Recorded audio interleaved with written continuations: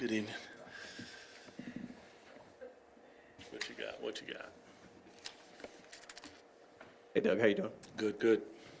Big night for Max, obviously, and shooting the three ball more tonight, something that we saw him do a lot in college. Haven't seen it that much at this level. Curious if there was anything that you said wanting to see him do that a little bit more, and also how much have you seen that in practice, your confidence level in it, and what it does for his game? I think first and foremost it expands his game because you're going to have to eventually get out there to him, and he's kind of got that slow Jokic, Jack Sigma type of pump fake that, he gets the guy in the air, puts it on the ground, and he can go finish at the rim. So I think it expands the offensive ability. You put him in the corner, and you can rifle action. You got shooters and different things that can take him to another level. Nothing said. I mean, he's got the capability to shoot them. He works on them. So what you see there is a good night shooting, but he definitely works every day trying to become more proficient at shooting the three ball. But yeah, he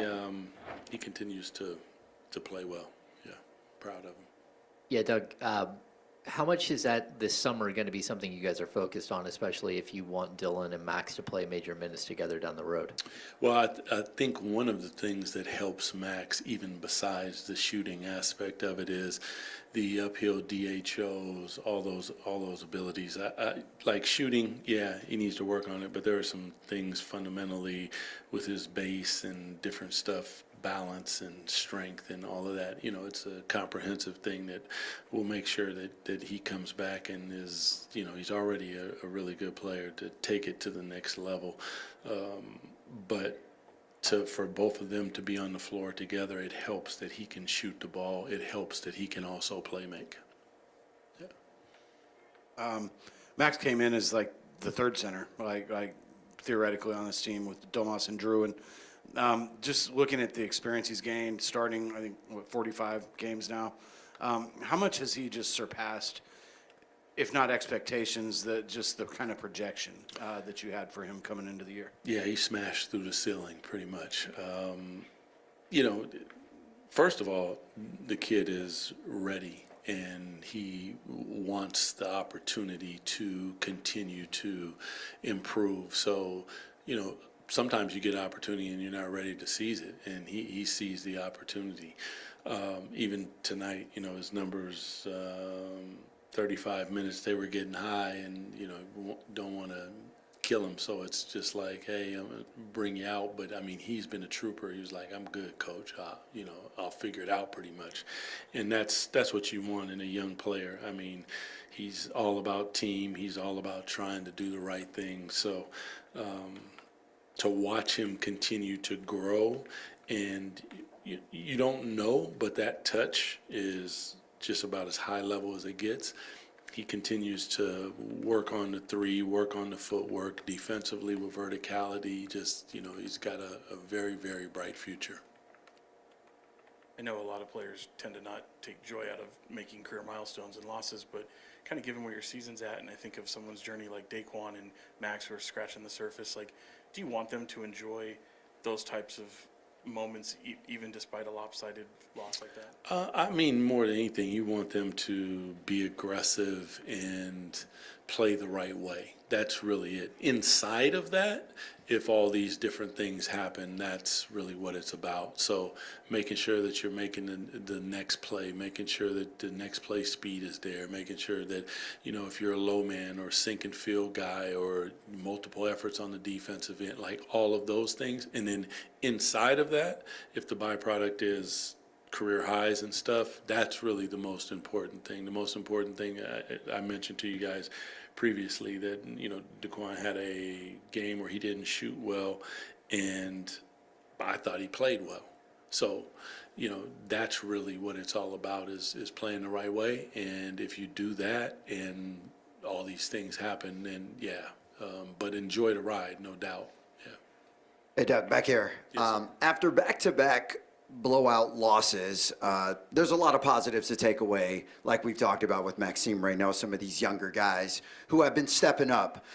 With 11 games left in the regular season, to you, what would you like to see from your guys to pretty much conclude this overall, with the success in your eyes as far as developing the young guys and what you want to see, kind of from your vets as, we're in this last stretch of the season here. I mean, more than anything, we want to compete and play the right way and play to our standard. I mean, there has to be a physicality, a sense of urgency, multiple efforts on the defensive end. We want to defend, rebound, defend, and share the basketball. So all those things for the young players, it's getting the ability to, swim in the deep end. So sometimes you're going to get extra minutes and find out where you're at in that moment, and can we stretch them out and see where they're at, but at the same time protect them. We don't want to put them in jeopardy, but we want to make sure that their experience is something that allows them to go into the off season with the right amount of information about it. It gives you something inside as a player that when you go into the off season and you experience some success and you experience some moments where you thought something would happen and it didn't, and that's where you go, okay, this is that last rep. I need to push through. I need to bust through the ceiling in certain areas. For our veterans to continue to show these young players that they compete. I mean, these guys compete at a crazy high level. The season didn't go the way that we want, but at the same time, when you come to practice, when you come to those things, they have the right spirit. They have all those things about them. So this is about continue to build identity. This is about playing the right way and defining Sacramento Kings basketball as we go forward.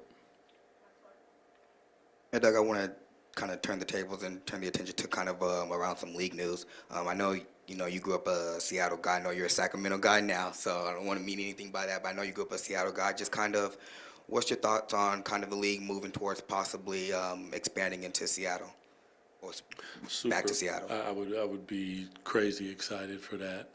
As a kid growing up in the inner city of Seattle, that's what probably in many ways saved my life, was the Sonics and Gus Williams and DJ and JJ and Jack Stigma and the 79 team that bit the bullets. Like, all of a sudden, you got hope that there's a greater capacity for your life than just what you're seeing every day. And those people in Seattle are rabid. They want a team. There's everything that is built in there to make it happen. So I would be very excited, on top of the fact that, Portland, Seattle, there's, it makes a lot of sense. So a lot of money there. I would be super excited for that. Yeah. Yeah.